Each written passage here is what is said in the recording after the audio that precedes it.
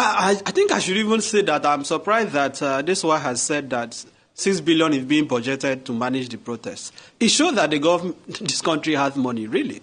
Is this, are some people seeing this as an Owambe? What are they budgeting 6 billion for? But regarding your question, the Constitution is very clear, Section 39, that Nigerians have the right to freedom of expression.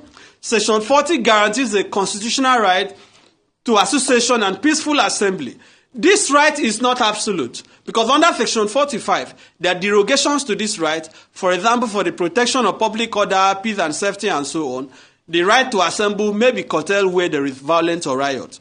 My concern is that the government is the one that is fueling the perception that this protest is going to be violent.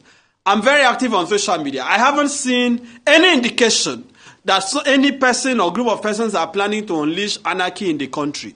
And let us even ask the question, how come that it is only when people are protesting against government or people want to carry out rallies against government that people will suddenly create this imaginary intelligence report that hoodlums, miscreants are going to unleash violence? We saw Asari Dokubo leading protests in support of Tinubu during the tribunal. Asari Dokubo, the SSS did not gather any intelligence that hoodlums will hijack it. As a matter of fact, I have also seen groups planning to hold counter rallies and protests in support of the government. The police have not said anything about it. So this impression that some people are planning to burn the country is just fiction.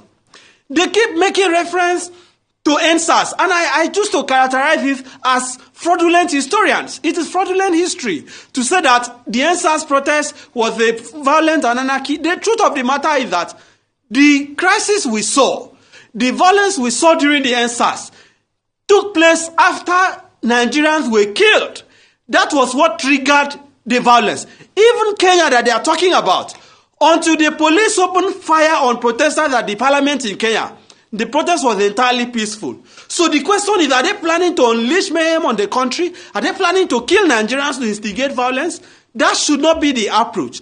If the government is serious, they should understand that people have the right to protest and stop giving us fake intelligence. The IG says he wants the name of the protesters, he wants to know the routes, he wants to know the founders. The SSS on the other hand says no, we know those who are sponsoring it. So which one should we go for? This clearly shows that they are not serious. You cannot in one breath say, you know that foreign mercenaries are the one planning the protest, you have uncovered those behind it.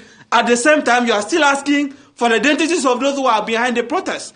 Let the Inspector General of Police, let the SSS and the Army.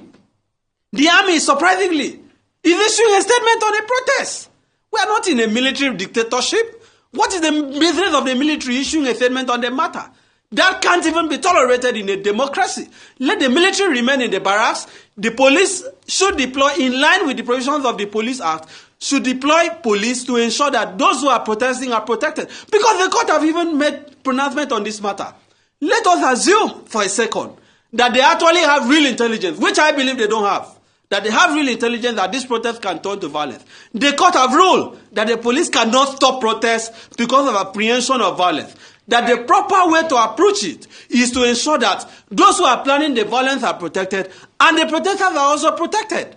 So let them stop creating this apprehension, this nightmare that the country is going to burn. Nobody is planning to burn the country. People are tired, people are hungry, people are desperate for solutions. The government is not providing solutions. And why does the president have to wait till the 1st of August? He can start this moment. Start this moment to effect the changes that people are asking for. Reduce the number of ministers, right?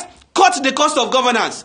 Tell Nigerians you are not going to purchase a new presidential jet with 150 billion. Tell us you have abolished the office of the first lady and the office of the first daughter and the first son, because we now have office of first lady, office of first son, office of first daughter. Can you imagine Folashade Tinubu making a statement yesterday threatening Nigerians not to protest, and you are telling people that you are running a democratic country?